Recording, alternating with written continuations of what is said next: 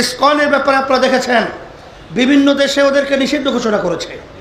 আমাদের দেশে যে আচরণ করেছে, আমাদের যে আইনজীবী ওরা বিনা অপরাধে যেভাবে জবাই করে, যেভাবে হত্যা করেছে, ওদের মুখ থেকে আমি শুনেছি কালকে একজনে বলতেছিল, হুজুর, যে ওকে মারার আগে ওর মুখ থেকে শব্দ বের হইতেছে আল্লাহ আল্লাহ। এই অবস্থায় তাকে কোপ দিয়ে তাকে হত্যা করা হয়েছে, তাকে মারা হয়েছে। এটাও কি আমরা বসে বসে দেখব? আর সেই সংগঠন বাংলাদেশের ভিতরে থাকবে? এটা কখনোই হতে পারে না।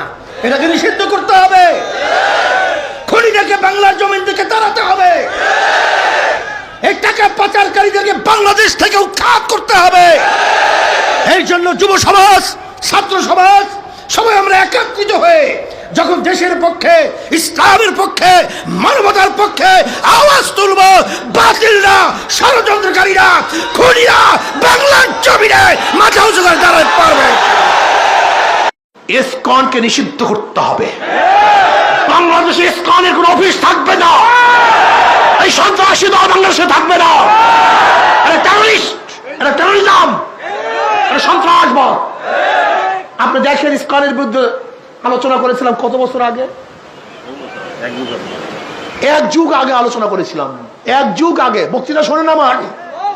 ইসকনের বিরুদ্ধে এক যুগ আগে আলোচনা করেছিলাম। ইসকনে বাংলাদেশের ষড়যন্ত্রকারী, এরা সন্ত্রাস, এরা টেররিস্ট। এক যুগ আগে বলেছিলাম।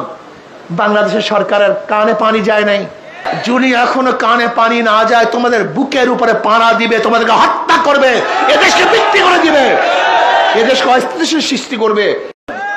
ইসকনকে বলবো, ইসকনকে বলবো, তুমি সাবধান হয়ে যাও। তুমি সন্ত্রাস, তুমি টেররিস্ট, তুমি টেররিজম বাস্তবায়নের চেষ্টা করতেছ। বাংলাদেশের মানুষ এখনো সজাগ, মরে যায় নাই, ঘুমায় নাই, তারা সস্তায় আছে, সজাগ আছে। যদি ইসকন বাড়াবাড়ি করো, বাংলাদেশের নাগরিক ঐক্যবদ্ধ হবে, তোমাদেরকে শিকারের মতো ঝাড়ু পিটা করে বাংলাদেশের দাঁড়িয়ে দেবে ইনশাআল্লাহ। কাজে আগামীর দেশ বাংলাদেশ, ইসলামের বাংলাদেশ, আগামীর বাংলাদেশ, হক্কানি ওলামায়ে কেরামের